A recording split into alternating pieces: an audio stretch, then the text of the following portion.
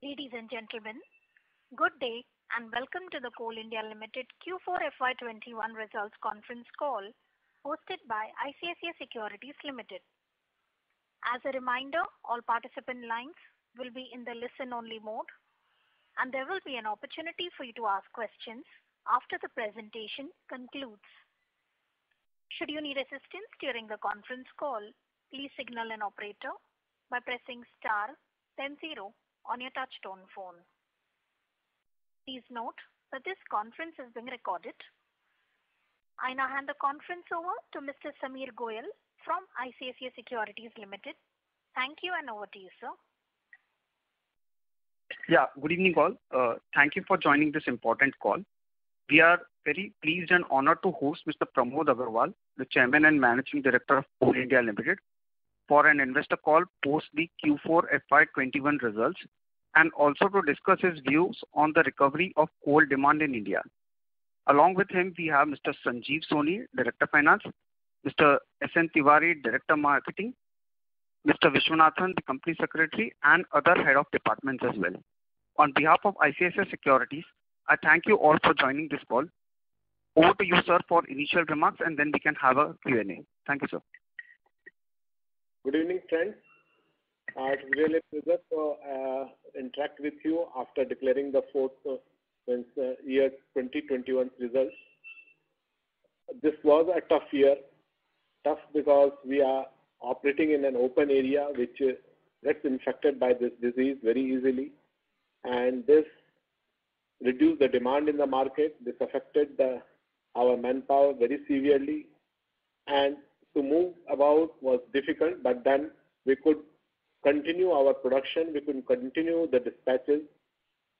The dispatches were not much less than the last year, nor was the production. Production was less than 1% and dispatches was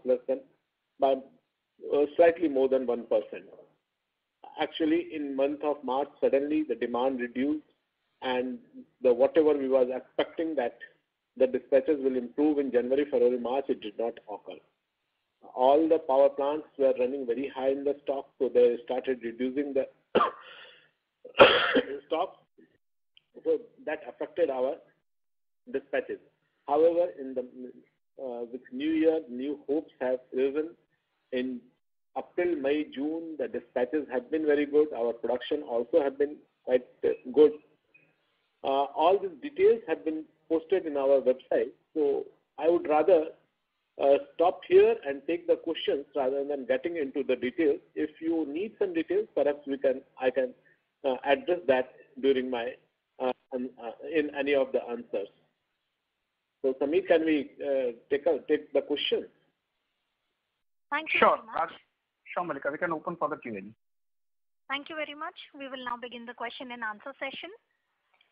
Anyone who wishes to ask a question may press star and 1 on the touchtone telephone. If you wish to remove yourself from the question queue, you may press star and 2. Participants are requested to use handsets while asking a question. Ladies and gentlemen, we will wait for a moment while the question queue assembles.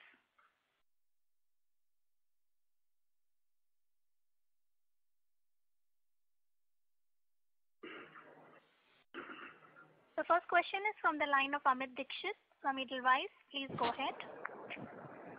Yeah, thanks for taking my questions and congratulations for a very good set of numbers. I have two questions. The first one is on your production or sales target for this year. If you can provide it subsidiary-wise, that would be great. Sorry to interrupt, Mr. Dixit. So there's a disturbance coming from your line. Request you to mute your line while the management answers your question. Okay, sure. Sameer, for 21-22, we have kept a very ambitious target, assuming that there will be quite a good growth in this economy, and so the demand for coal will rise tremendously. At the time we were fixing the target, we never thought that in April, May and June there will be Corona 2 or maybe Corona 3 will hit this country later part of the year. So we have discounted that and we had assumed that the power demand will be more than demand of coal for power itself will be more than 620. So keeping some and thinking that some of the most import substitution would take place, we kept the target for dispatch at 740 and 710. 740 and production target at 670. So this was our this. And if you see subsidiary wise, then the yearly target for production was ECL 52 million ton, BCCL 32, CCL 74, MCL 119, WCL 60, SECL 172, and MCL 163. And the dispatch target for the year was ECL 56, BCCL 32, CCL 80, MCL 126, WCL 7, WCL 67, SECL 196, and MCL 182. I would say these are very ambitious targets, and keeping in the mind that the last 3 months have not, we have suffered a lot. So perhaps this will be a difficult target. We will have to revise these targets as the months go by.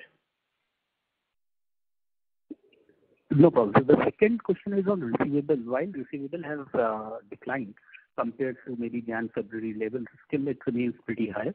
So what will be the target for FY22? What kind of receivable can we expect by end of March 22?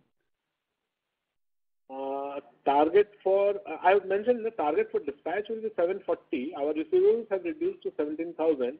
So I am targeting that if everything goes well, then it will come below 12 to 13,000 crore rupees. Okay, sir. That's great. Thank you and all the best. Thank you. The next question is from the line of Pinakin Parekh from JP Morgan. Please go ahead.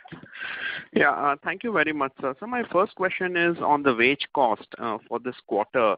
And what is the outlook for the year? Because there is also talk about the discussions on the wage agreement starting sometime this year. So how should we look at the wage cost for the year FY22 on an absolute basis? See, in the last quarter, the wage cost must have reduced by about 2%. I don't remember about the quarter as such. But for the whole year, the wage cost has reduced by 2% or 2.3 or 2.5% in that range. This year, there will be wage negotiation, but then again, I am thinking we have calculated that the reduction in manpower will again be in the range of 13,000 to 14,000. And if we keep that in mind, then had there been no wage negotiation, there would have been a reduction of about 3% in the wage cost. But since there will be negotiation and it will be difficult for me to say what will be the growth in the wages, but even if it is 5 to 7%, because keeping in mind that in last the increase was 15% and that was only 5 years, and in this 5 years, inflation has remained almost constant and the growth in the country per se has not been very high. So I think that there will be very high rise in the manpower cost, very high increase in the wage cost, but it will be difficult for me, as I mentioned earlier also, to mention anything right now. But at the end of the year, even if the wage that increase is taken in account, maybe at the most 2 to 3% rise in wage cost to take. So just try to understand that because in the quarter the wage cost was up around 14% on a Q-on-Q basis. So was it just related to any actuarial assumptions? Yeah, there is one actual assumption in Sorry gratuity. to interrupt, sir. This is the conference operator. Mr. Parekh, there's a disturbance coming from your line. Request you to mute your phone now. Okay. There has been an increase in gratuity by 1,000 crore rupees suddenly. I am unable to understand why this actuarial thing has come, but because of that only wage cost has increased or decreased. Otherwise, if the decrease in the first was in the range of 3%. But if there is an increase of 14%, that I can't comment right now. I will have to check that. Sure. So my second question relates to just slightly medium term. Diesel prices have been surging, which means that there is cost pressure for the company. There will be higher wage costs, even if you assume a 5 to 7% increase. That's roughly 2,500 crores more. E-auction coal prices are still not breaking out. The company has an aggressive capex program. Receivables are not being paid fully to the extent we expected it to. In that context, sir, is the company looking at raising coal prices, especially for the power sector, because there is a relentless cost surge on one side, and there is also an issue of receivables not being paid even as the company is doing capex.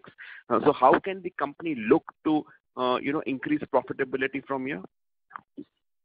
See, this is the right time to increase the cost, and we are thinking very seriously about it. Unfortunately, for the last 3 months, when we were discussing this, and this COVID thing was there, so we are discussing it very seriously, and perhaps we should take some decisions soon. But then to say that when we will take this is difficult. Understood. And so lastly, what is the capex outlook for FY22? And at this point of time, if the receivables is not paid down, would it be fair to assume that the company would effectively look to borrow to basically fund the capex and maintain the dividend payouts? I don't think that situation will arise because receivables are constantly decreasing. If you compare it with December last, means December 20, at that time our net receivables was in the range of 22,000 crore rupees. Now it has come down to 17,000. If everything goes well, then perhaps it will further reduce by 4,000-5,000 crore rupees. In April, we really tried very hard to reduce the receivables by controlling and regulating the supplies. Even now, we are trying to regulate the supplies to certain big debt creditors. So that is the issue. So I think we will be able to generate adequate profit and adequate cash to meet our demands. That I'm quite sure that there will not be any problem. Thank you very much, sir. Thank you. The next question is from the line of Shikha Raman from Spark Capital. Please go ahead. Hello. Hi, please sir. Yeah, thank you, sir. Sir, what is split of coal sales in FY21 sector-wise, power specifically, both from linkage sales and e-auction sales? I don't remember the figures exactly, but the power consumption, sales to power sector is in the range of 75 to 80%, maybe roughly 75%. And to e-auctions, the complete things that have been evacuated is in the range of 11%. And rest of the thing has gone to different small sectors. But that data, if you want, we can send you. Okay. Just a minute. E-auction was lifting on account of e-auction, although we did auction of 124 million ton, as you know, but about 64 or 65 million tons were lifted. Rest of the thing will get lifted in this year. So about out of 576, about 11 to 12% was on e-auction. We are giving them 1.39 per day. So am I clear to that extent? No, can you just repeat this once, not completely? From e-auction account, the total lifting was 65 million tons, 65 or 66 million tons. So it will be on the total booking was 124 million tons, but rest of the thing will get lifted this year along with whatever is booked this year, because there is the time given to them to lift the coal. So that comes to about 11 to 12% of the total lifting, and about 75 to 80% went to powerhouses. That two major figures I can give. Rest of the thing was to small consumers, cement or iron or something else. Okay. So what is the e-auction volumes expected in FY22? We are targeting for something like 140 million ton. Last year we did 124 million ton. The growth in April and May and June has been quite good. But then that does not indicate the trend in the whole year, because our April, May, June last year were very bad. So, but then we are targeting for something more than 130-35 million tons. 130-35, okay.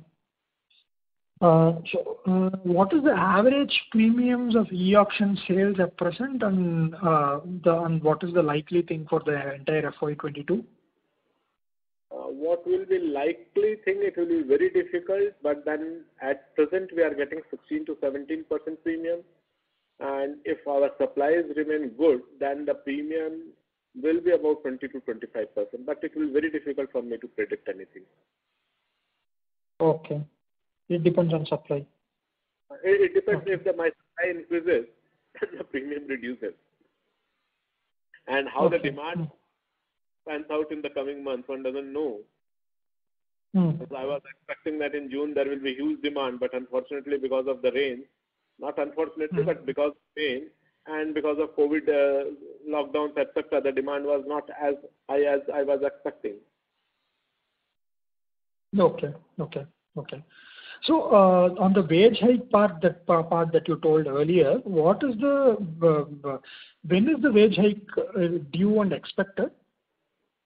The wage review was from 1st of July, and we have created a committee for the wage revision, etc., wage revision, but it will take a while before the negotiation gets finalized. Okay.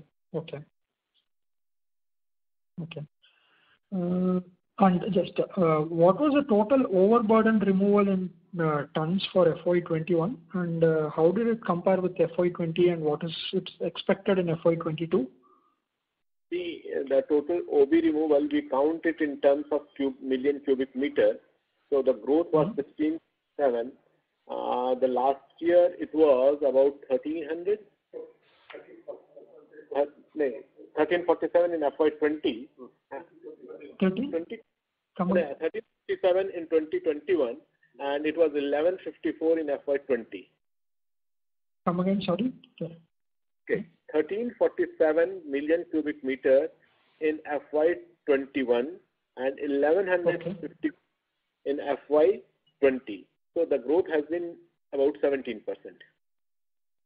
Okay. And for going forward, FY22, what is the thing? If the target is taken into account, then this will be about 1538 million cubic meter. But if the target is adjusted, it will go down. Okay. So when will the price of linkage coal be increased again, and by how much do you expect? It's a very difficult question. I can't say on this how much it will be increased and when it will be actually done and how much it will be increased. That is not something I can tell you right now. Okay. And what is the split of manpower percentage between underground mines and open cast? Underground is about 43% and open cast is about 57%. Okay. And what proportion of... Okay, sure. Join the queue for follow-up. Yeah, sure. Okay. Yeah, sure. Thank you. Ladies and gentlemen, please limit your questions to 2 per participant. Should you have a follow-up question, would request you to rejoin the queue. The next question is from the line of Vishal Chandak from DM Capital. Please go ahead.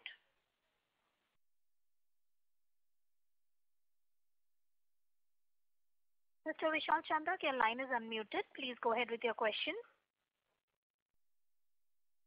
We have a growth of 37% for last year. This power. The line for the current participant is disconnected, so we move on to the next question. The next question is from the line of Rahul Jain from Systematics. Please go ahead. Yeah, sir. Good evening. Thanks for taking my question. So, see, first of all, I want to check on the overburden provision. We have increased it to almost 63,000 crores, and we have hardly any cash to support that. So, is there any proposal to reverse that, and how much tax liability do we accrue if we do that? I couldn't get your question. Please repeat because. Mr. Jain, there is a disturbance coming from your line, sir. Request you to mute your phone after your question.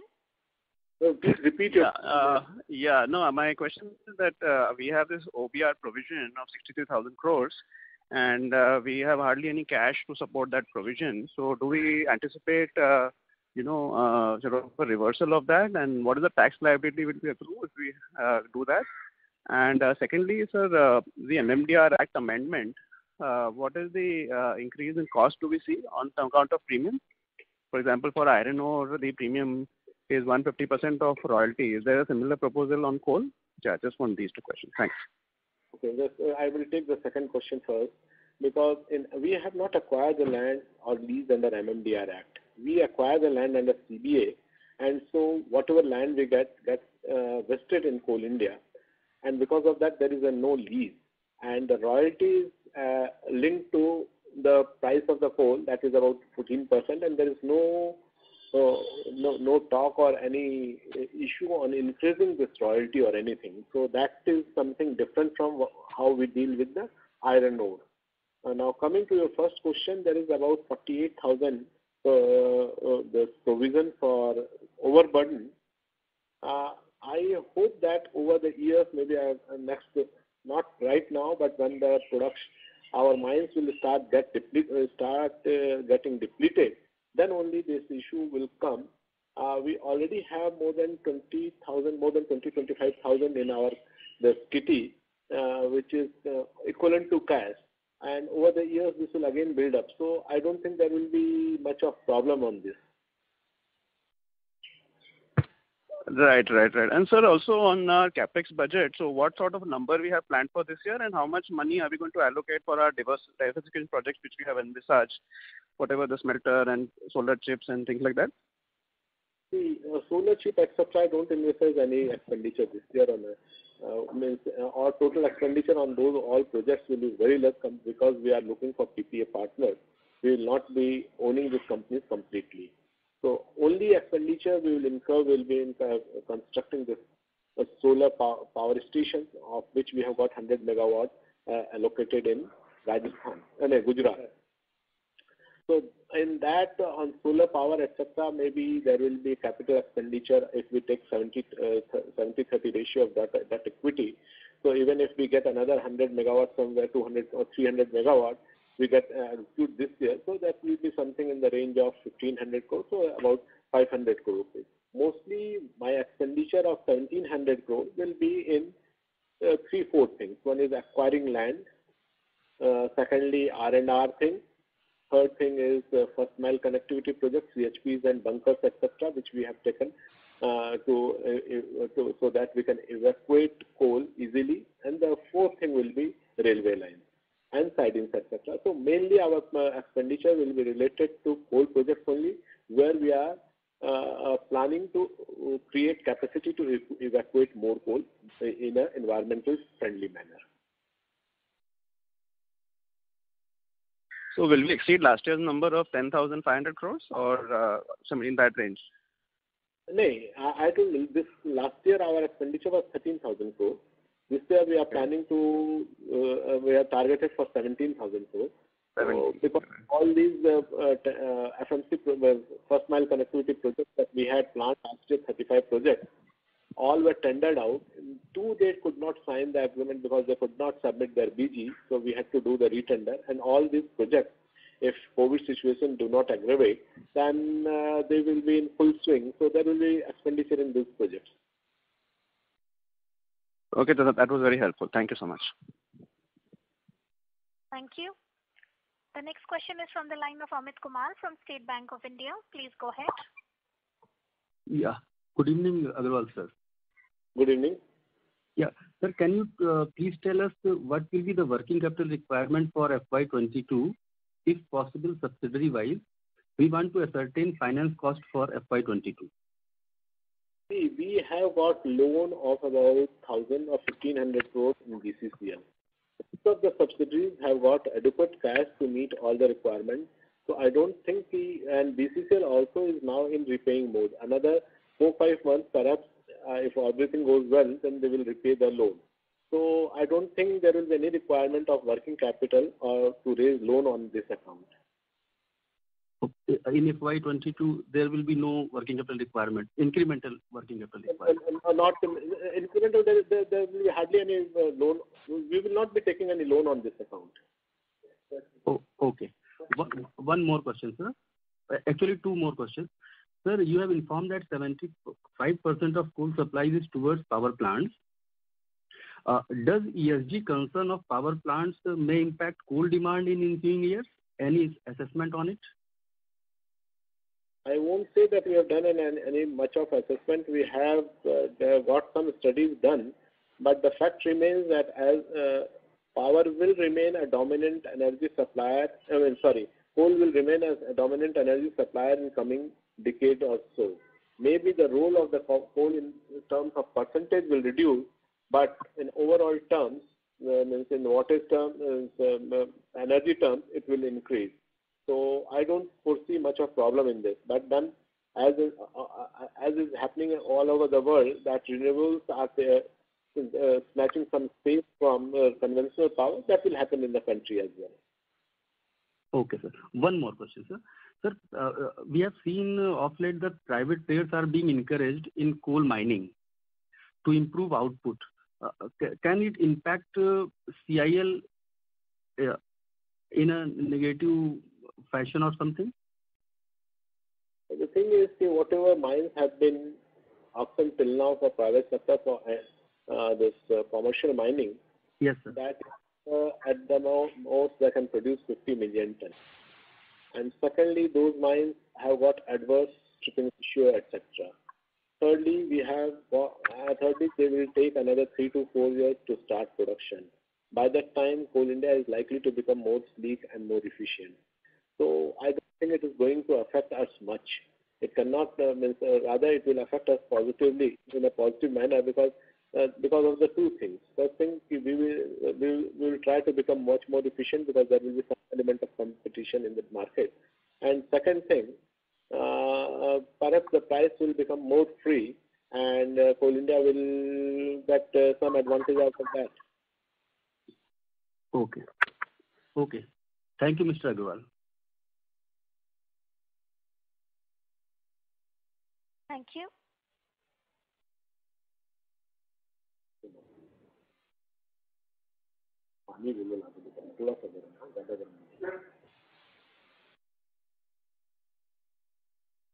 Yeah, please continue. Yes, sir. Sameer? Hello? Yes, sir. We are continuing. The next question is from the line of Rakesh Vyas from HDFC Mutual Fund. Please go ahead. Yeah, hi sir. Good afternoon to everyone. So, few questions from my side. First, can you highlight on the underground mine closure as to how much was done? What is the target for 22 and beyond? And if you can also highlight any incremental savings from those that you can accrue. Rakesh, last year we had said that we have identified 23 mines and which were to be closed in this year. We have already closed down 13 mines, 14 are in pipeline, 4 are more in pipeline, in the sense out of that 23, 4 are in pipeline. They will get closed because the closing we cannot do it suddenly. It takes a while because technical thing has to be done. The rest of the 5 or 6 mines that are left, they have planned to increase the production substantially. Like 3 or 4 mines in ECL, they are trying to merge those 4 mines into 2 mines and increase the production from current level of less than 100 tons per day to something like 2,000 tons per day. And I have given them time till December. If they increase the production, that's okay. Otherwise, they will start closing down because they are deploying some modern method to increase the production. And those mines in ECL are mines, if we increase the production, then perhaps. So I had given them option, either you close down or increase the productivity of the mine. So they are working on that. Another mine is Rani Atari. In SCCL, they are deploying continuous miner, and if once the continuous miner, and they have awarded the tender, if the continuous miners through the private operator becomes functional, then perhaps we can get more than 1,500, in the range of 12 to 1,500 metric ton of the coal, so that will also become profitable. So we have closed down those 13 plus 4 mines, 17 mines have been closed, 13 have been closed and 4. To say how much saving has been done, we are working the numbers, exact figures, but then what our gut feeling means, the calculation says without getting into details is about 300 to 400 crore rupees will be saved out of those 13 mines, out of 13 mines. But then their exact figure will come in a while. And sir, any target that you can highlight for next 1 or 2 years? Well, to give target for 2 to 3, more than 1 year will be difficult, but this year again we are working on that. Right now we have not pinpointed the mines, but we have identified 17 mines which may be closed, but I will not say that I have consulted my CMDs, etc., because some consultations and some discussion has to take place. So we have not finalized. Maybe by next meeting we will finalize that and we will give you the number. Great, sir. Sir, second question is on the MDO economics. So essentially, you are targeting large mines to be given through MDO. So if you can just also highlight what is the kind of differential in cost that could come up because of this transformative agenda that you have taken compared to if you were to do on your own? See, MDOs, we have awarded 2 mines. One is Kotre Basantpur and another is Siarmal. Kotre Basantpur is perhaps 10 million ton or 5 million ton. Siarmal is 40 million ton mine. So the cost that we are getting there is about 290 rupees. And rehabilitation cost will be on us. So the first thing will be the production that will be ensured in a very efficient manner, because if we deploy the labor ourselves, then it becomes very costly. Our labor is very costly. If we work through the outsource model in which contractors deploy the laborers and machines, they tend to deploy very small machineries and which do not give good production, and those are not efficient. So when the MDO is given for a longer term, we expect that they will deploy big machineries which will be more efficient. It will be less harmful to the environment. And secondly, there will be continuous supply, and they will work in much more efficient way. So the cost will reduce substantially to us as well. Secondly, in some areas we are looking at MDO model in which perhaps we are targeting that we will not providing the service to the land outstream. Instead of that, we will give them upfront compensation. So that should reduce the cost. The maximum advantage would be by increasing the production in all these big mines, we will be able to close down the small mines which have become highly inefficient, and that will save us a lot of money. And to calculate what is, that will be difficult for me right now to say. Sure. Sir, another question is related to this proposal of merging all kind of e-auctions into a single e-auction window. So any thoughts around that? Where do we think this would actually pan out? When it will, because I need the permission of the government, because this model was decided by the cabinet, we have sent the proposal that all the e-auctions should be merged and there should be only one e-auction mechanism. This helps us in getting 2 things. First thing is it improves the transparency.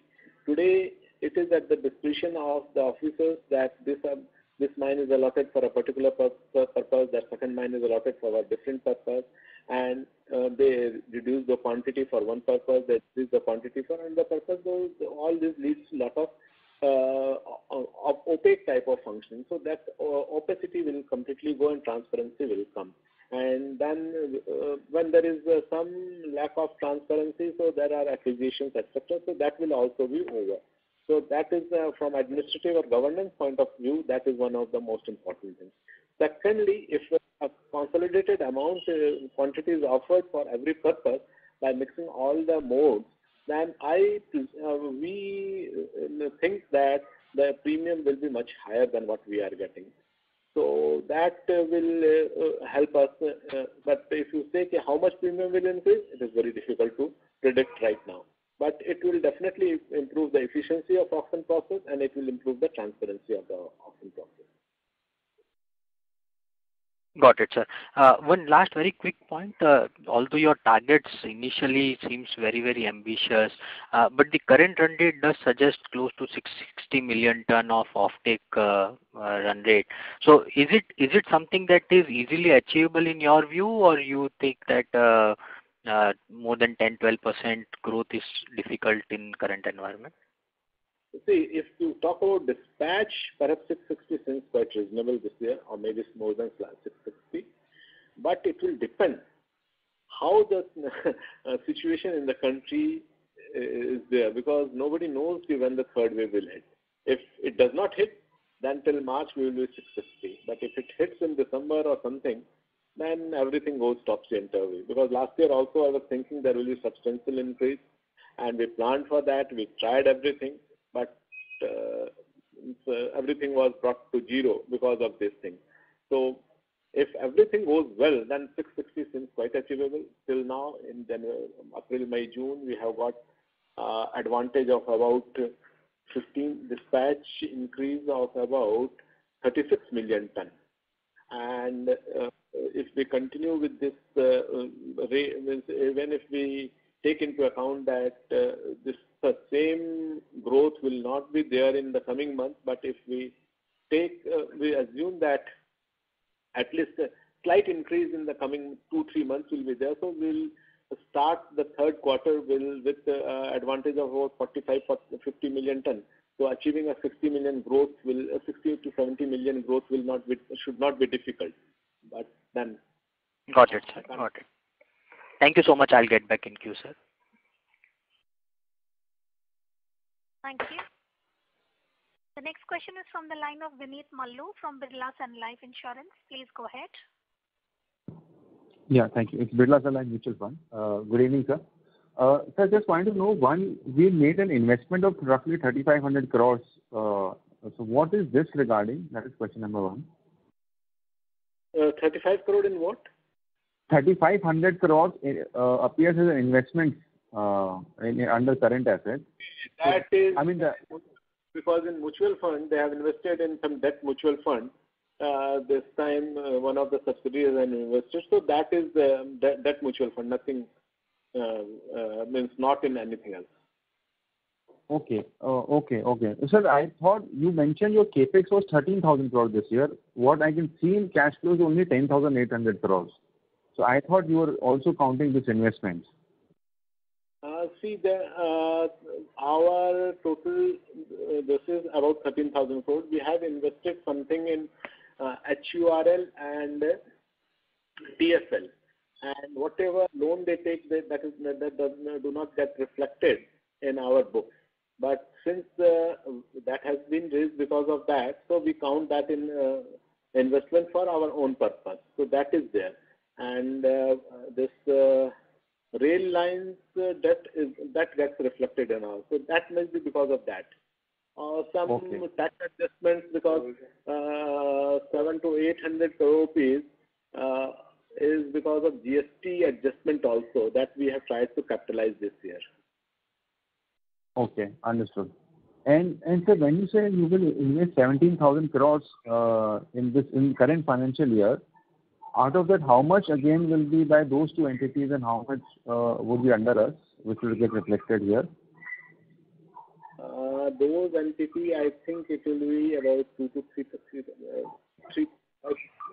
3,000 crore rupees by those two entities, 3 to 4,000 crore, but depends on how the progress on those projects go. But then HURL is in final stage, so there will be it will be about 3 to 4,000 crore rupees.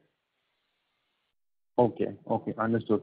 Sir, just wanted to understand, so with this overall capex of 17,000 crores, right, and I understand that we will get some substantial chunk of receivables back this year, hopefully. So we should have, sufficient cash flows for capex as well as dividend for this year. I'm just concerned this capex rate is unsustainable, without cutting dividends going forward, unless we either cut dividends or we, resort to borrowing. So what is your thought on, beyond current financial year? I mean, and how do you see this capex trajectory evolving? I don't want exact numbers, but a ballpark directional movement should help us. See, the type of growth in capex that has happened in last year, or that is like to happen this year, this cannot be sustained. And there will not be any requirement either. What we are investing, what we have done in last year or this year is basically replacing all the old machineries which have not been replaced for last 30-35 years. And some of the drag lines of NCL that brought 32 years back, there was no tender. We have done that tender this year.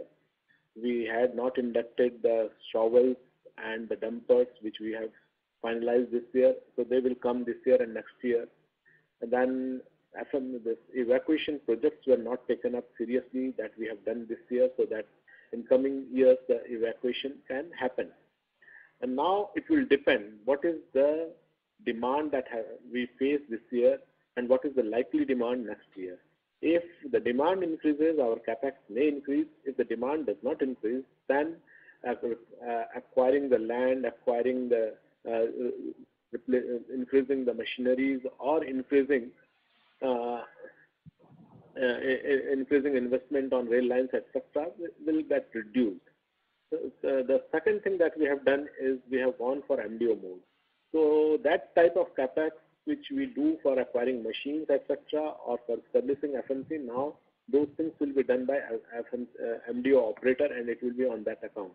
So if we are successfully do the tendering to 9 more mines this year, large mines, then the demand for capex will also get reduced in coming years. So there are two things. First thing is capex will completely depend on what is the demand that we get in the market, and second, how successful we are in getting the MDO operators on board. So just to clarify, for incremental production, the capex that we will require beyond current financial year will be on land and probably evacuation infrastructure. Machinery, etc., will be taken care through MDO route. This is our intention as of now. Is that a fair understanding? That's right.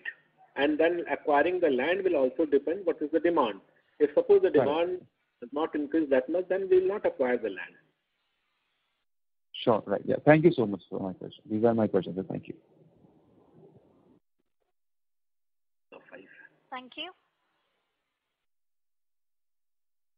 The next question is from the line of Sonal Kohli from Bowhead Investment Advisors. Please go ahead. Thank you for this opportunity. I have 3 quick questions. Firstly, as far as the capex, beyond 2022 or 2023, in a normalized environment, would it be fair to say it would be less than 10,000 crores? Some broad numbers, if you could give, from a 2-3 year perspective, for the coal part of the business. And secondly, on the aluminum part of the business, is there a capex number you have in mind? FY23, it is likely to increase slightly because all the orders that we have placed will get fructify in FY22-23 also. And most of this FMC projects and the related sidings and railway lines, etc., will get completed. So FY23 till FY23, I think there will be some increase in capex. Maybe next year we get a target of 17,000-18,000 crore rupees, and thereafter 20,000 crore. But thereafter, perhaps it will start reducing. But again, if the demand is there and we are able to go for something like 800 or 900, then the capex will have to be increased. So, sir, if I heard you correctly, even in something like 2024, you were saying the capex could be 15,000-20,000 crores, or did you mean a much lower number? Some sense would, on that number beyond 22 and 23. FY23, I said it will be in the same range, but after FY23, FY24, it will be very difficult for me to project because it will depend on the demand. If the demand is good, then perhaps this can increase. If the demand is not there, then if the demand continues in the range of 650, 700, then there will not be much of capex. So when you say not much, would you have any number in mind in that kind of scenario? Would it be like 5,000 crores or would it still be 10,000 crores? Not 5,000 crores. It will be in the range of 17,000 crores. Because land will have to be continuously.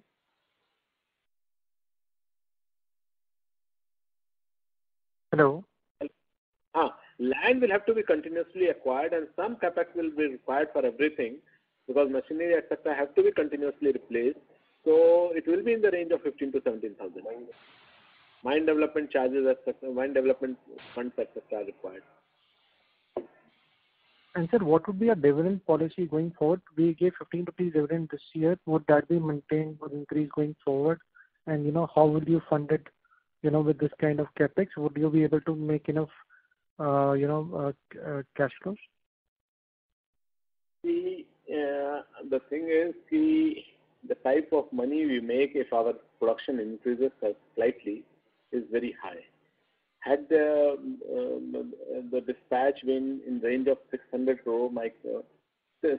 million ton, then my profitability would have increased by another 3,000 or 4,000 crores, 3,000 crore rupees. So that type of money is made. So what I am assuming that every year we will be increasing our dispatch by 40 to 50 million ton. If we increase our dispatch by 42 million ton, this will generate enough resources for both dividend as well as capex. So you're saying even in a normal year, beyond once your base is normal, to a normal industrial activity, even beyond that for next few years, you expect, your demand to grow by 40 to 50 per ton beyond this, exceptional period. Then also you expect that kind of increase? I expect that if the normal year is there, this sudden increase will be about 70 to 80 million ton, and thereafter in first normal year, and thereafter it will definitely increase by 40 to 50 million ton every year. And if that type of dispatch is there, there will be adequate resources for everything, both for this investment and this dividend. And so this high growth rate, would it be for next? Sir, I would request you to rejoin the queue for follow-up questions, sir. Okay, thank you. Thank you. The next question is from the line of Nitish Mangal from Jefferies. Please go ahead. Hi, good evening, sir. Thank you for taking my question. First question, can you share what's the latest on contingent liabilities related to mining and taxes, please? Please repeat your question. I couldn't get you.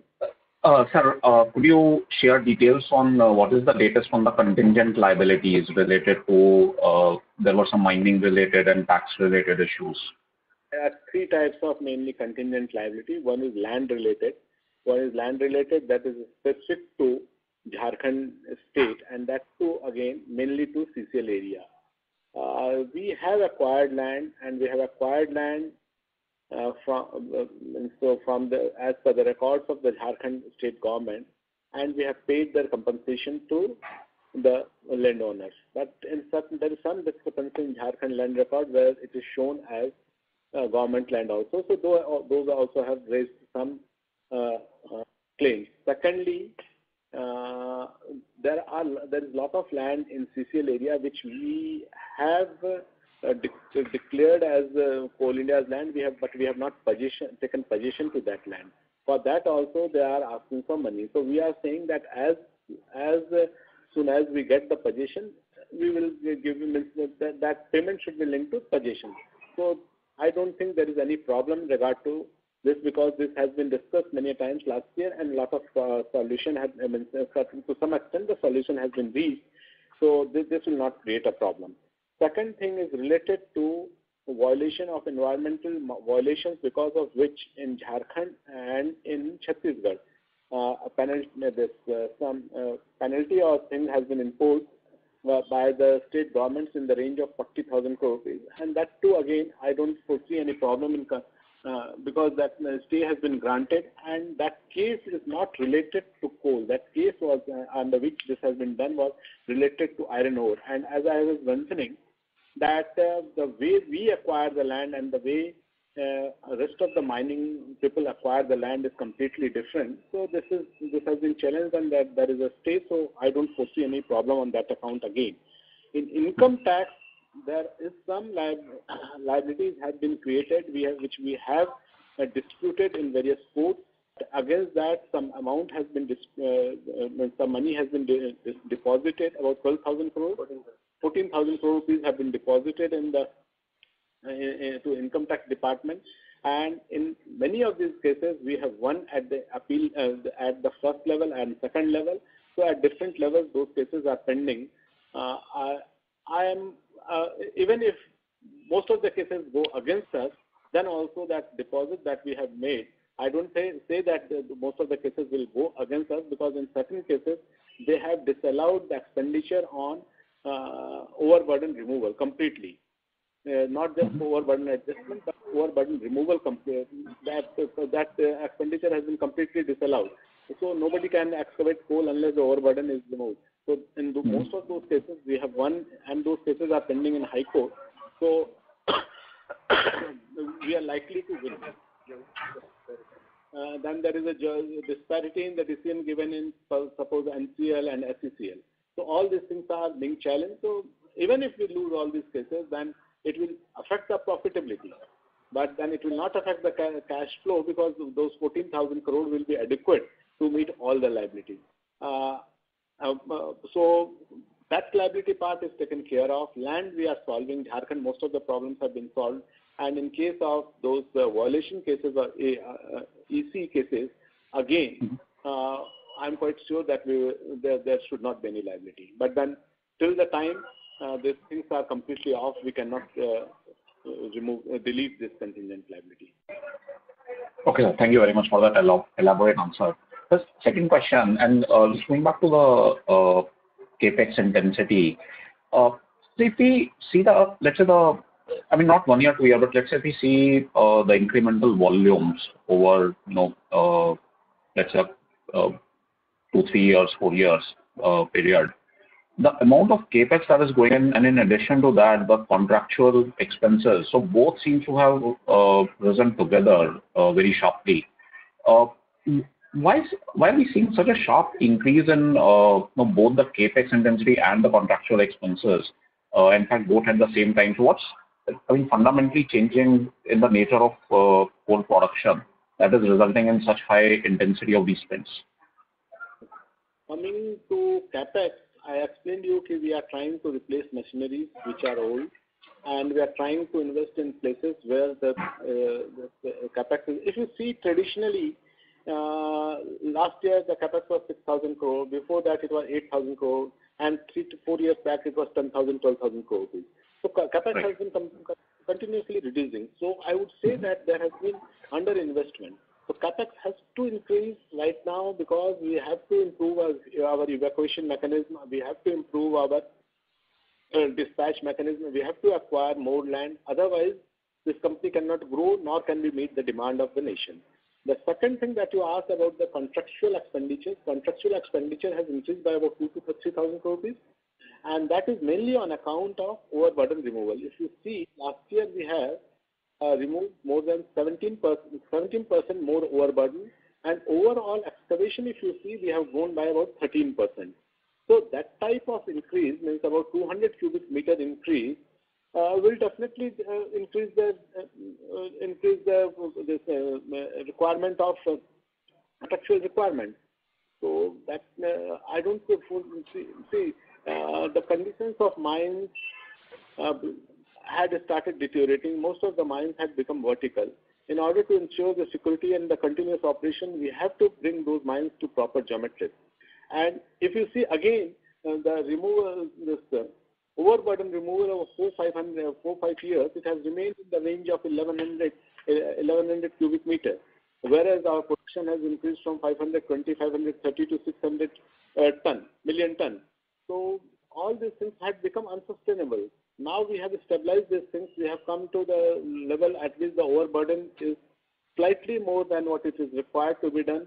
We are preparing our mines for the future, and at the same time we have invested in the capex so that all the old machinery, etc., can be replaced, and we can continue our mining operation. So I don't foresee, contractual expenditure has increased on account of increase in excavation, and this capex has increased because we want more efficient evacuation process. Okay, thank you very much. Thanks for your time. Thank you. The next question is from the line of Subhadip Mitra from JM Financial. Please go ahead. Sir, just want to get a sense. Quantum of coal. Hello, am I audible? No, sir, your voice is breaking, sir. Okay. Is this better? Yes, sir. You may go ahead. Yeah. Sir, my question pertains to the non-power linkage auctions. If it is possible to please share what is the quantum of coal that got dispatched through the linkage auctions and the average realizations. It is getting lapsed What's your question? Can you repeat it? Because I couldn't get the question, although it was clear, voice was clear. Quantum of the coal that has been supplied on linkage? Linkage auctions, the non-power linkage auctions that have happened. I think previous linkages which are now getting converted into linkage auctions. Linkage auction we will be doing in coming months, and it will be almost equivalent to whatever the quantity that is lapsing. And if the exact quantity do you have? It will be 12. I can't say right now, but I will send you this figure. But we will ensure that whatever is linkage quantity was earlier there, and what has lapsed over the last 1 or 2 years, we will put that much quantity. If it would be possible for you to share those numbers for FY 21 and 22, even if it is offline, I'm happy with that. Thank you.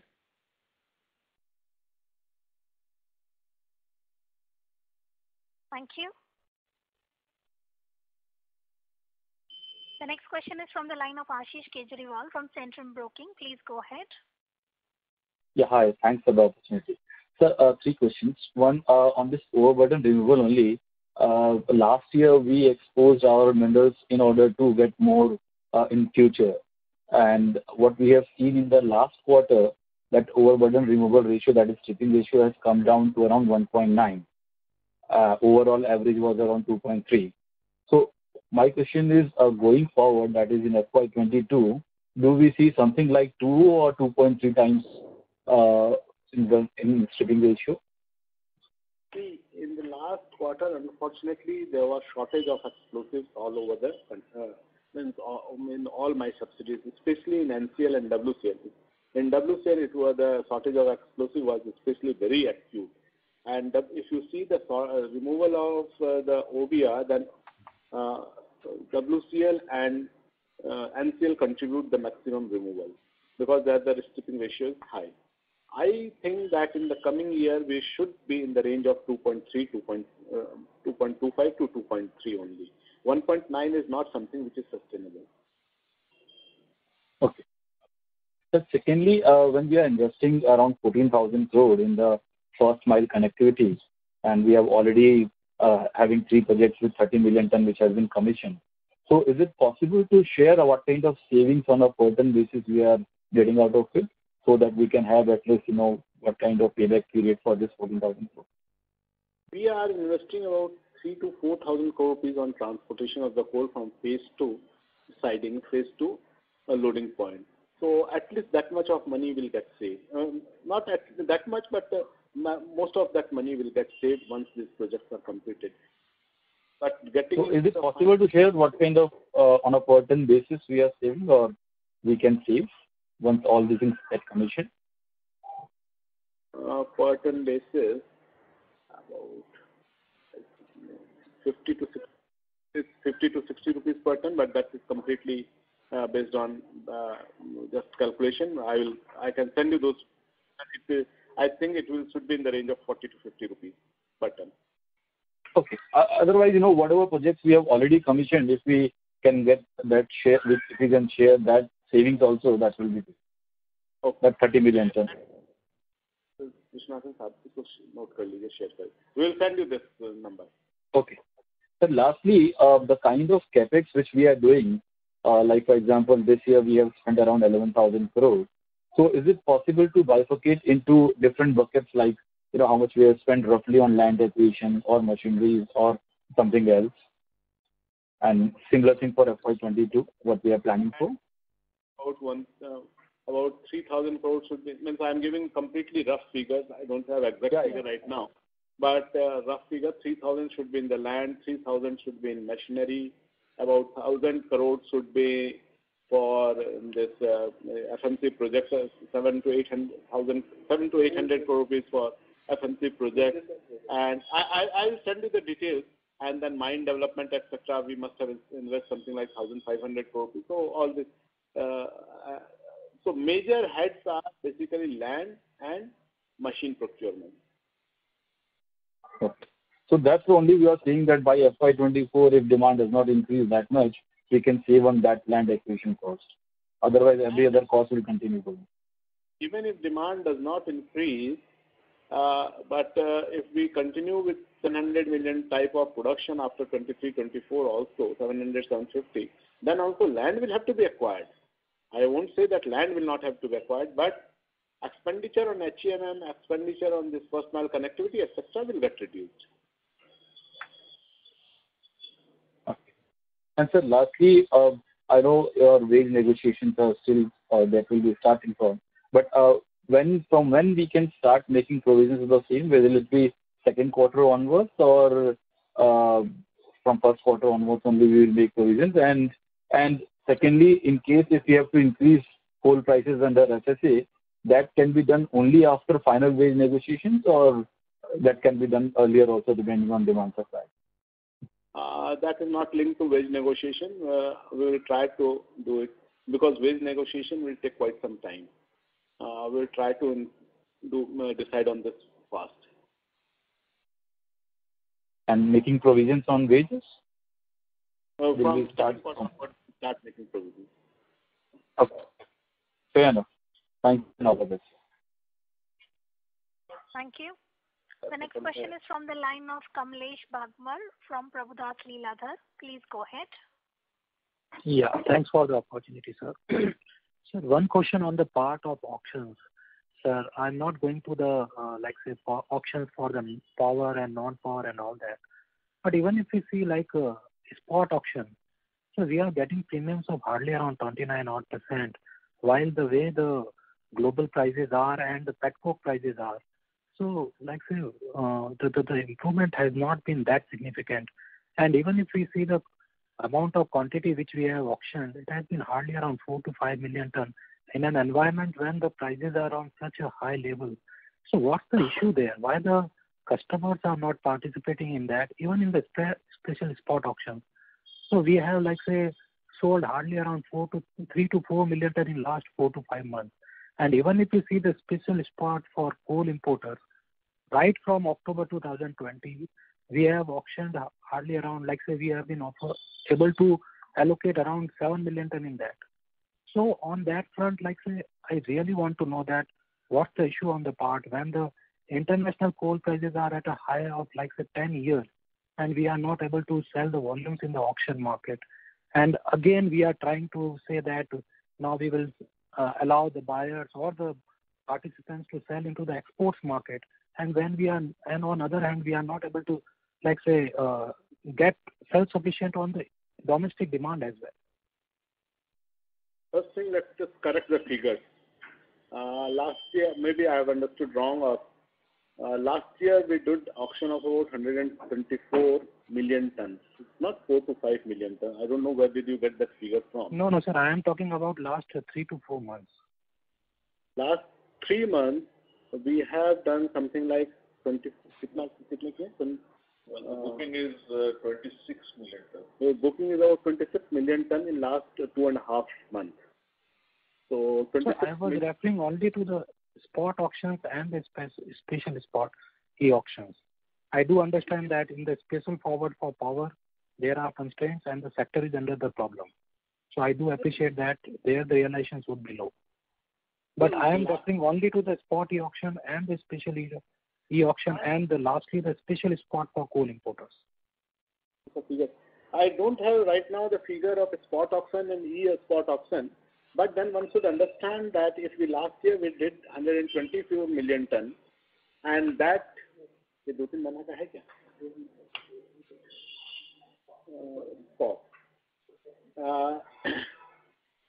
April to May, spot auction is about 3 million ton and special spot is 5.5 million ton. That is, you are right, about 4 million ton was done in April and May.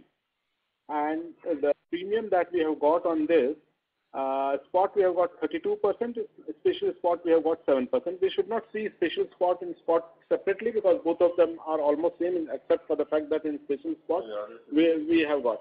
Now you have to see that in the last few months in January, February, March, how much auctions we did on this account. We did last year 124 million ton, out of which most of the thing happened in last 6 months. And those people are still to lift the coal. Then secondly, during all these 2-3 months, the demand got subdued because of COVID, etc.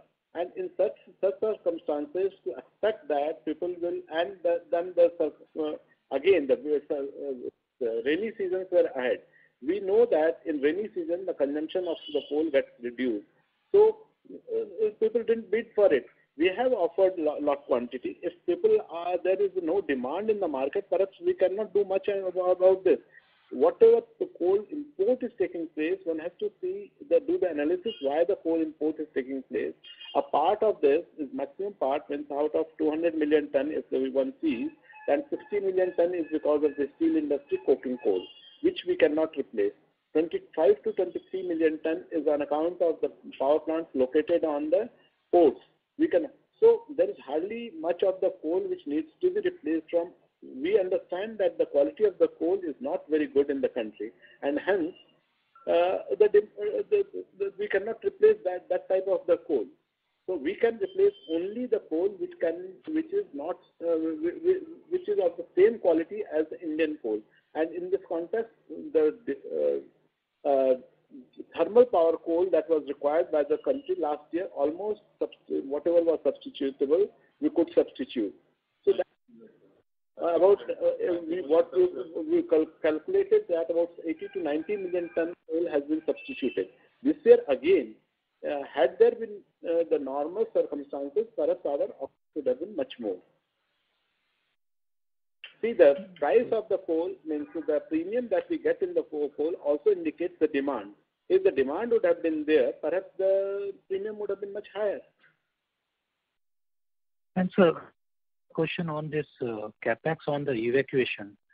So in the presentation, we have highlighted that around 27,000 crore odd investment would be made on the evacuation projects. So would it be entirely by us only, or there would be participation by the railways as well? So how much would be shared by the railways? Because even if we see the past, entire of the investments on the railways used to be done by the Indian Railways. So is it going to be spent entirely by us or on our account? See, the evacuation that we have shown is only our infrastructure. About 10 to 12,000 crore rupees will be spent on CHPs. So these are our infrastructure, CIS infrastructure, coal, so you cannot expect railways to spend on that. Then there are about 24 and 21, 45 lines, which are 21 is siding and 24 are lines providing connectivity to our siding. So we will have to spend on that. So I don't know whether 24,000 or whatever, but in the range of that range, 20 to 22,000 will have to be spent by us. It is not railways project. It is a project for the evacuation of the coal and specifically on the Coal India's property. Okay. So in nutshell, that this means that capex intensity is going to remain very high for Coal India in coming next 3-4 years. At least for 2 years, it is going to remain in this range, 16,000-17,000 crores. Okay. Thanks a lot, sir. Thank you. The next question is from the line of Kirtan Mehta from Bank of Baroda Capital. Please go ahead.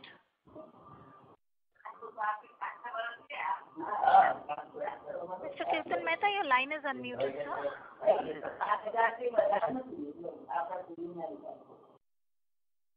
So there's a disturbance coming from the line of Mr. Kirtan Mehta. The next question is from the line of Rahul Jain from Systematics. Please go ahead. Yeah, thanks for taking my question, sir. Sir, also on the, my question earlier on the MMDR Act, so it is very clearly specified that, PSUs will have to pay around 200% of royalty. I would invite you to the, Schedule 6 of the Gazette. So this, I was saying that it's not applicable to you. I'm just confused over here. Can you elaborate? I don't think MMDR Act is applicable much, except for certain things. We are not on the lease land. We are not operating our mines on lease land. And we are already paying very high royalty, which is about 14% and plus some and all we are paying more than 18% of our selling price as royalty. And on that royalty, again, paying 18% GST. Plus, we are paying 400 as a GST compensation tax. I don't think there is any further talk about imposing more royalty on Coal India or coal per se. No, I mean, see, this is, but your other peers like SAIL and NMDC, both are now, paying the premium because it is a basic compensatory measure for private entities which have paid high premiums for the mine acquisition, right? So I'm just wondering how it is different for Coal India. We are completely operating in completely different. If you want, we can have offline discussion on this particular. Sure. So, and secondly, sir, under your assessment, when is it that when India's coal demand is likely to peak? Because none of your customers are expanding capacity. Hardly some 6 gigawatt of capacity was added last year, and there is a very small pipeline for thermal capacity addition for next 2 or 3 years.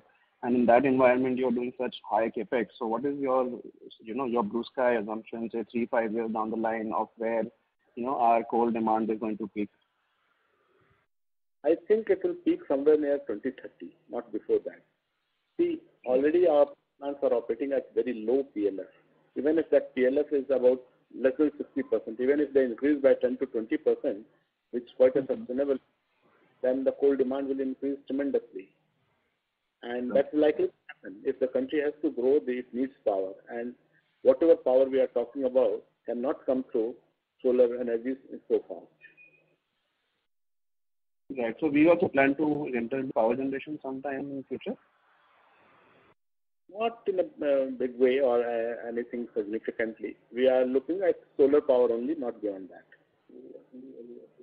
No. Right. Thank you so much. Thank you.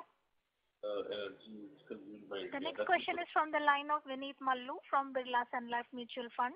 Please go ahead. Yeah, thank you. So just a quick follow-up question on the capex part.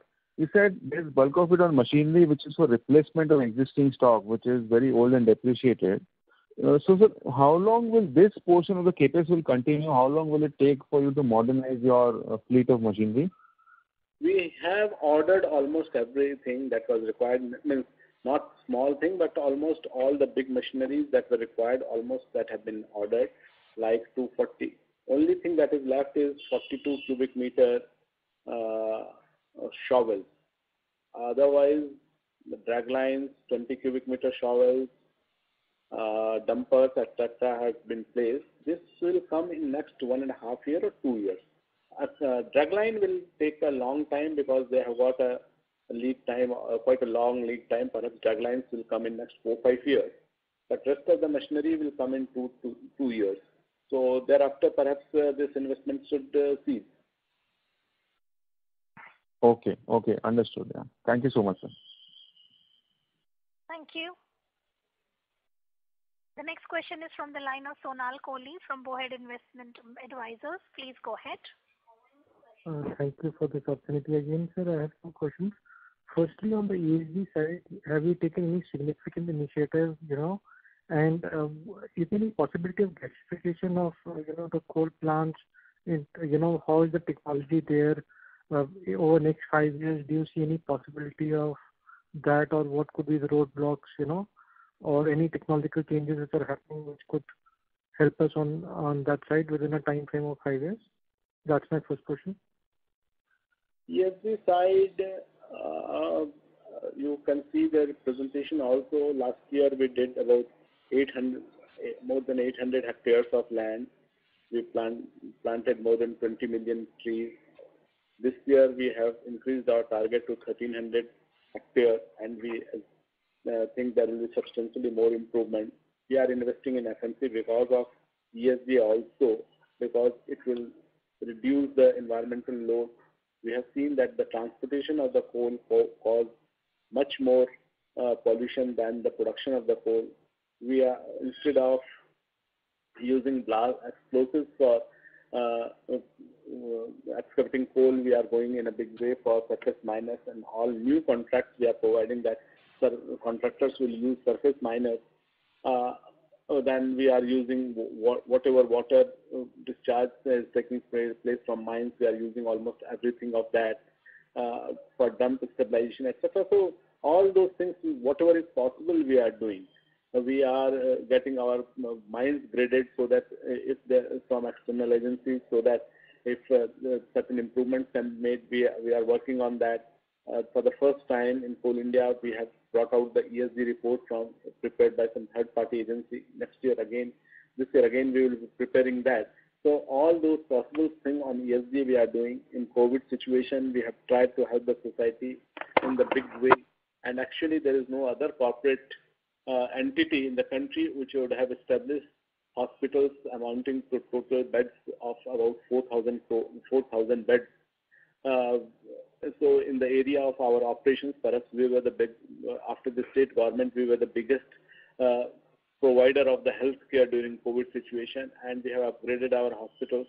We are creating the oxygen plants in about 27 hospitals so that they can, if something like COVID, something similar to COVID happens again in future, there will be no shortage of oxygen in those areas. So all these things we are doing. For gasification, we have put this Dankuni on tender. We have received one this offer as well. We are doing the analysis, but everything will depend on viability.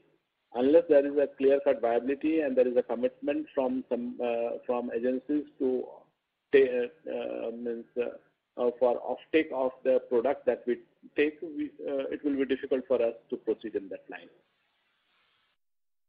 Sir, as far as your solar capex is concerned, do you expect it to become material after your capex of next 2 years, which is quite large, is over? Is that preventing you from investing heavily in solar, and would those plans change, let's say, in 24 or 25? Secondly, the technology which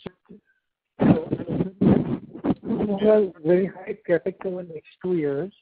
So what I wanted to know was, because of that, is it that you're investing this in solar, and would that trajectory change beyond 23, let's say in 24 or 25, like you would start spending much more on solar projects, Secondly, the kind of machinery you are employing, which is new, would it once this new machinery is over, let's say we land up into 2024, could we expect some kind of EBITDA per ton increase because of these initiatives once all of this is complete, and what could be that quantum? We're just trying to evaluate any advantage either on manpower reduction or productivity increase because of this new machinery.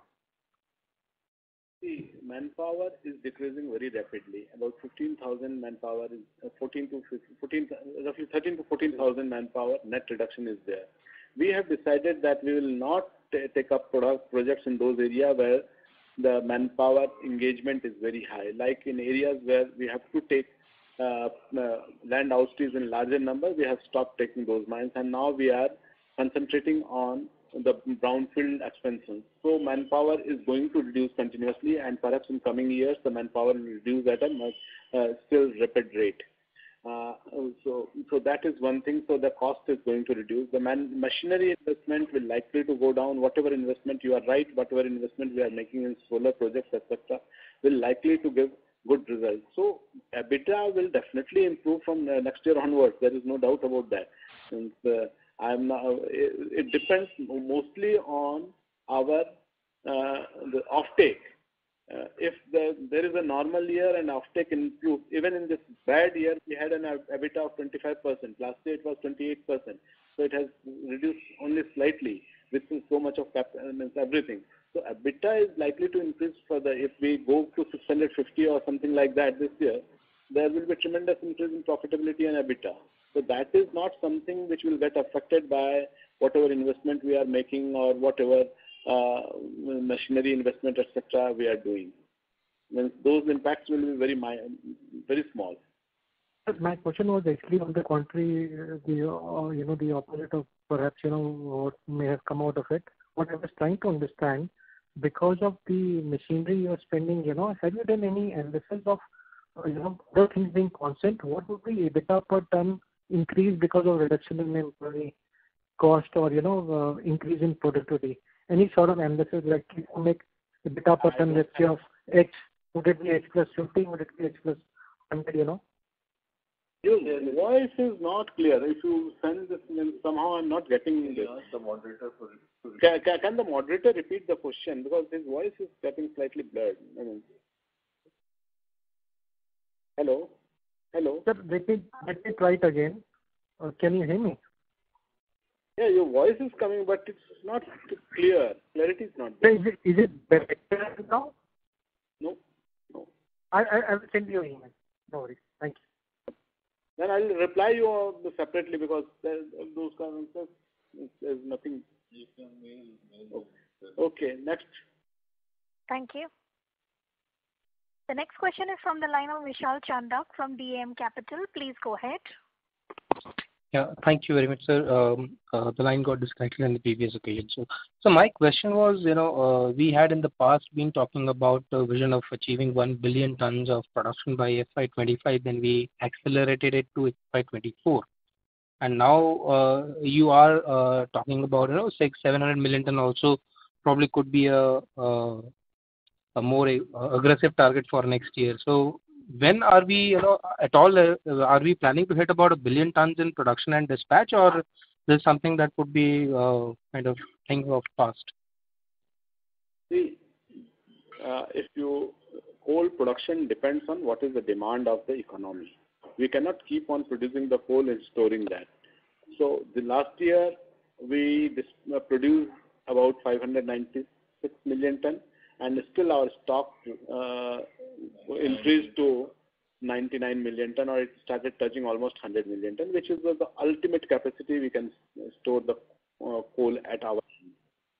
This year again we have kept a target of 740 million ton of dispatch, but as the things are happening, I think in coming months perhaps we will have to recalibrate our targets.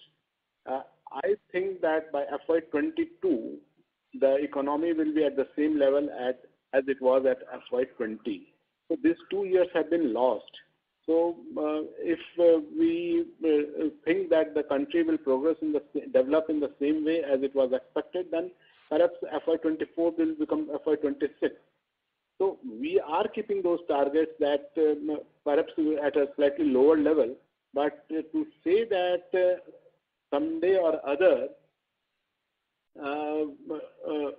things will be achieved is slightly difficult.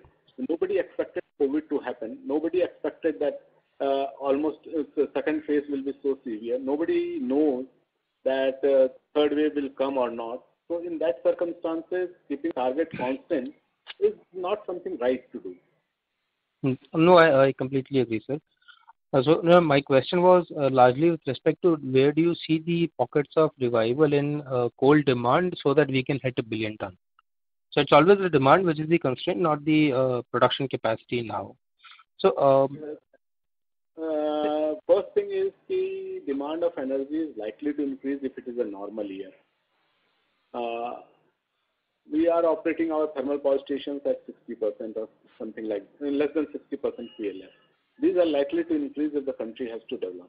Secondly, in NRS sector again, we can replace some coal which is being imported.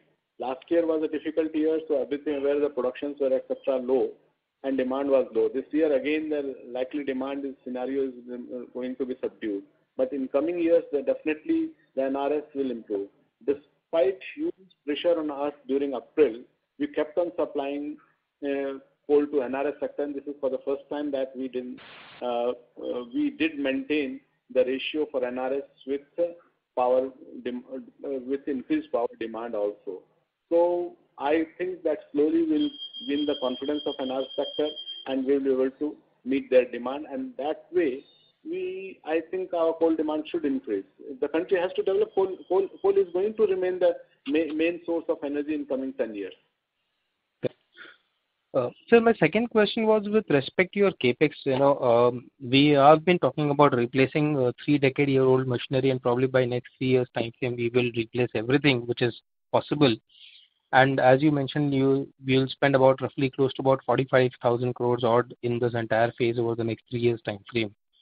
Will that be good enough to take us to to 1 billion tons capacity, or again to reach that billion ton production we would again have another 50,000 crores of further next round of capex for that? See, there are two things. 45,000 crores is not for machineries and FMC only. This includes land development. This includes rehabilitation of the people. That it includes many more things. So first thing is there that requirement for perhaps connectivity, rail connectivity, requirement for this machineries will get subdued because the two, three things are happening. First thing is constructions will happen, so the requirement to that extent the requirement will get reduced. Second thing, we are moving to MDO mode, so on all those new projects, etc., the funds will be invested by the mine operator. Third thing, in most of the mines, slowly our own production is getting reduced and production is increasing through outsource mode. So there the machinery requirement is getting replaced. But at the same time, if we have to maintain some consistency in our production and constant increase in production, at least 20 to 25% of our total production should happen in-house.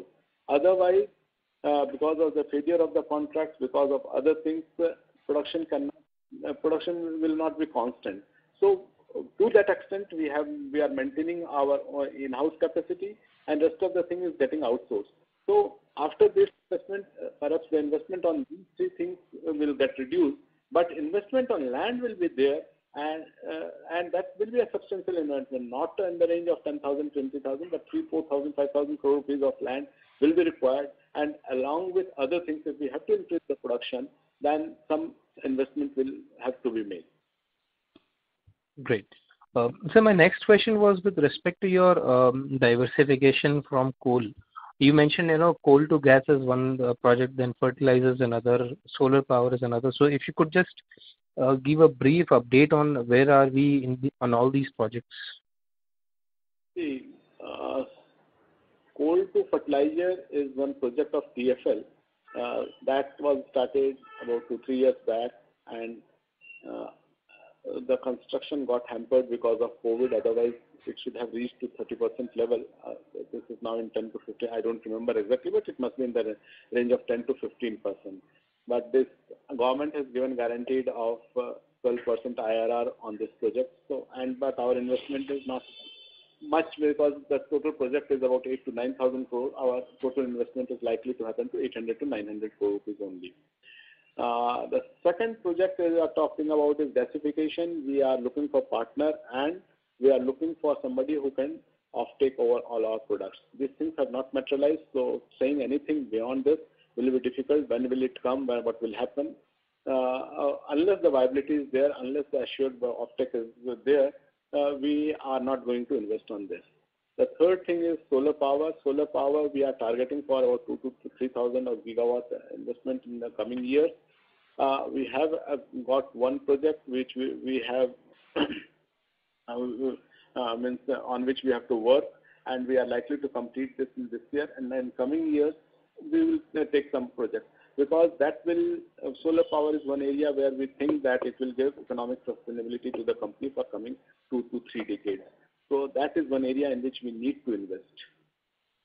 Rest of the things, smelter or these things, that will depend on whether we can get some partner who can. We are looking for a model in which we will provide all the clearances, whatever facility the government is going to extend, that we will take on board, and thereafter we will tender it for some private person to invest, and we hope that maximum expenditure or maximum capital investment will be done by those people. Because in those sectors, there is a risk of technology, and which Coal India perhaps it will be difficult for Coal India to take. Sure. So my next question was with respect to. Mr. Chandak, sir, we have other participants waiting for the turn. Thank you. Okay. Yeah. Amir. Hello. Please continue. The next question is from the line of Ashwini Kumar, an individual investor. Please go ahead. Yeah, good evening, sir. I had a question. If I look at your production data for monthly production data on slide 11 of the presentation, we see that in March you are able to produce 70 million tons, sometimes 75 million tons, sometimes 80 million tons, and maybe you have gone up to 80 to 83 million tons. Now, in the previous months, either there are 28 days or 29 days, depending upon the leap year or not being there. So, if you are able to produce 80 million tons in the month of March, what basically prevents the company in terms of either man, machine, or the process, or within MDO, or with the company's own production? Why you are not able to scale up it in the months of January, February, and March? One can understand that first half, July, August, September is a period where there is monsoon, etc., or maybe the demand is low. But certainly, in the normal years, demand in Indian economy in second half is slightly higher and gets more higher in March many a times. But if you are able to do 80 million tons in March, why you are not able to produce 80 million tons in the month of Feb or in the month of January? There is a concept of last mile. If in the last 100 meter one runs very fast. We put all our equipment, all our resources in production of coal. If you will see that to that extent OB removal gets suffer. So basically, in the last 1 month, the type of resources mobilization which we do, type of efforts which we make is something unsustainable. And so we remove the machines from OB and start producing coal because in January, February, March, we have to produce more because in spring month, April, May, June, the demand is always very huge. And that type of sending that type of production becomes very difficult. So whatever is that we do in March is something difficult to explain. But then I have found that it is completely unsustainable. In April, May also, the type of production we do, if we do that throughout the year, perhaps means there will be no demand for the coal. No, but point is, sir, in whatever conversation I am hearing for the last 1.5 hours, basically your estimate, as even Vishal pointed out, that 1 billion tons was the earlier target, and you said these are 2 COVID years, FY21 and 22, one part of it, first quarter of it. But if you really think about the industrial production moving up and again the demand for power, because 5 trillion economy cannot happen without power demand going up, and that too thermal PLF improving. So if we take the normal situation here, the demand for coal has to be strong. So I agree that you can do 80 in March, but let's say lesser in previous months. But if the demand were to rise, let's say by 10-12% in terms of power demand, thermal power demand for coal would rise on a normalized basis. So would you make any attempt to increase production of coal, because you have cash, you have man, you have machines, you have put the capex, the higher size machines. What is the plan to really improve the monthly output in months other than March? Is there any specific attempt by the company to improve the production other than the month of March? Let's say, should the demand rise, would you be in a position to supply more, or would India will have to import again more? That is my question, sir. I am quite sure that if the demand rises, then we will be able to meet the demand very easily.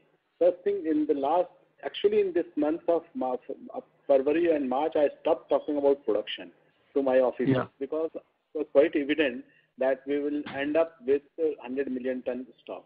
I was emphasizing only about the dispatch. But in April, the dispatch was improving, but again in May, the demand started pitching off. But then there was a demand. I won't say demand was not there. So if the demand is there, producing coal is easier than evacuating coal. That's why we are in evacuation. And evacuation, if this FMC projects get materialized in 23, we are targeting for 23, 24. March or April 23, we are at least most of them will get completed. Thereafter, the evacuation will not be a problem.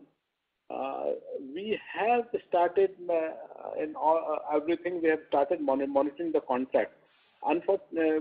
Till this time, we used to think that our contracts should be of the same level as the demand is. Now we are saying that the contract should be at least 1.3 times the likely demand is, because there is hardly any situation in the country where the contractors perform up to 100%. There are very few contractors who give 100% performance. So we have increased our capacity, contractual capacity also tremendously. There are 3 types of contractual capacity. One is removal of OB and coal, and second is transportation and crushing. At all these points, we have increased our capacity in all subsidiaries and almost all mines by 1.3. So with this, I am quite prepared to production whenever the demand is. Sure. Thank you and wish you the very best, sir. Thank you very much. Thank you. Ladies and gentlemen, this was the last question for today. I would now like to hand the conference over to Mr. Rahul Modi from ICICI Securities for closing comments. Thank you, Mr. Agarwal, and thank you, Mr. Soni. Thank you, Mr. Tiwari, for your time, and again a very detailed presentation and a very detailed call. You've given more than 1.5 hours of your precious time. We'd really like to thank you for all the efforts made. Thank you, Rahul, for arranging this con call. I understand there were a few questions which have remained there, means people could not get the chance to. If they send the question to Mr. Vishwanathan, we will send them reply on email. And if they feel that there are certain questions, when factual question, I don't, there were 1 or 2 questions on which the data could not be given. If they send questions, we will definitely send them to email. Thank you very much for arranging this con call. Thank you, Rahul. Thank you. Thank you. On behalf of ICICI Securities Limited, that concludes this conference. Thank you for joining us, and you may now disconnect your lines.